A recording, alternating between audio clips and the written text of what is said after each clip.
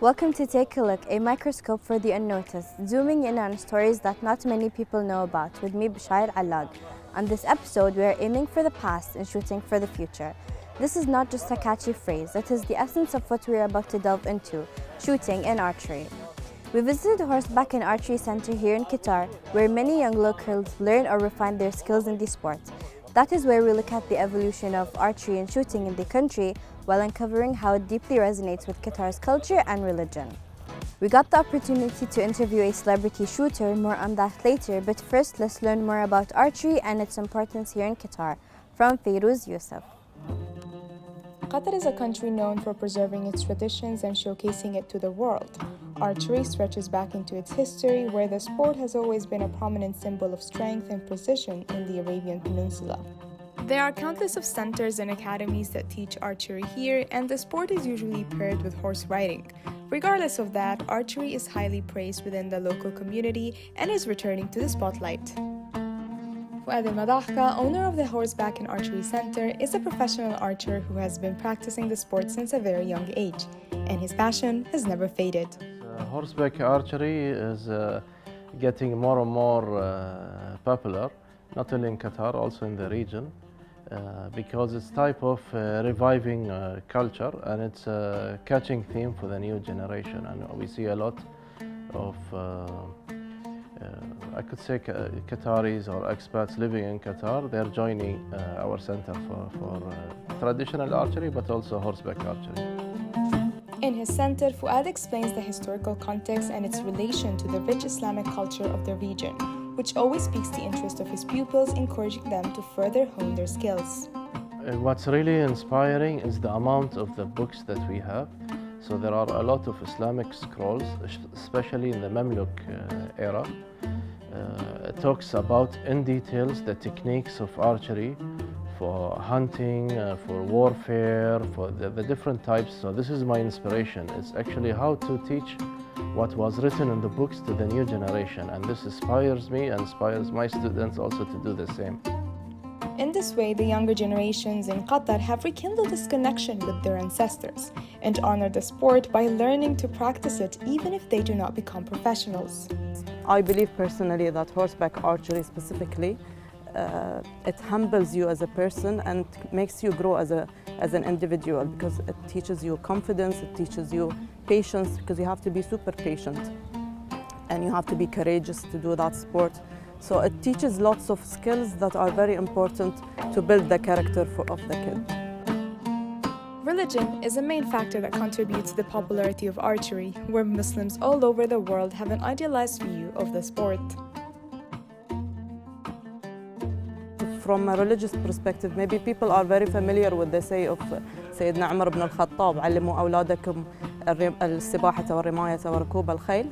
Teach your kids to swimming and archery and horse riding. So people are very familiar with that say, but there are other hadiths from Prophet Muhammad ﷺ that encourages people to learn and teach archery. It is environments like this that commemorate the sport and preserve it for generations to come. Archery has woven itself in the hearts of the young locals here in Qatar, making it more than just a simple hobby. Let's try this together then.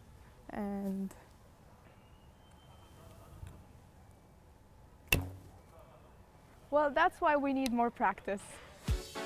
The tides are shifting in a different direction as shooting ranges become the talk of the country. Whether in government-owned ranges like the Lusail Shooting Club or the first privately owned shooting range Al Hadaf, shooting is gaining momentum in Qatar.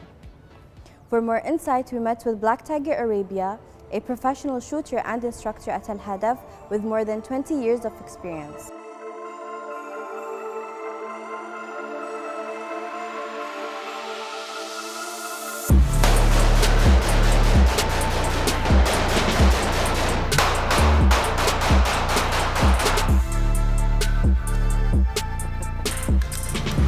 We say نار شراب.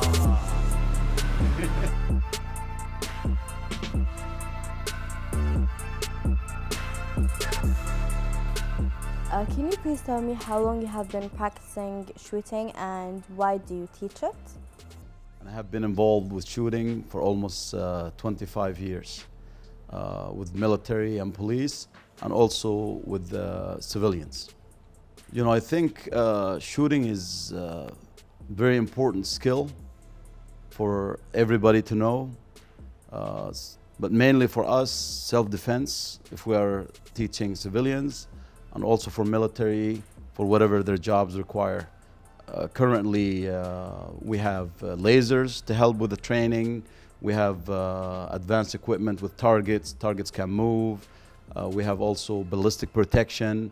I'm not required to go and practice in the desert or shoot in the desert where it's not safe for you or for others. So we have controlled environment, and the technology helped us to be able to bring everything together and help with shooting. What are some of the stereotypes that are related to shooting as a sport in the Middle East and in the West? People think with guns, you bring dangerous environment, you bring, worries. You have the right to learn about weapons, use weapons, and also to practice, of course, with professional instructors. So there is a lot of learning can take place without exposing them to higher risk environment. Do you think that the cultural significance of archery impacts the interest of people displayed towards shooting? Shooting was always more interesting. Archery, for me, is easier. Archery, there's no there's not a lot of movement when you use the bow. There's no noise, there is no flashes, there is no gases, there's a lot of excitement. That doesn't mean archery guys, I'm against them. No, it's great, they can keep on going. But shooting with guns will always bring more from the shooter. It's fascinating to see the link between archery and shooting and how traditions merge with modernity, inspiring generations. That's all we have for today's episode of Take a Look. Thank you and goodbye.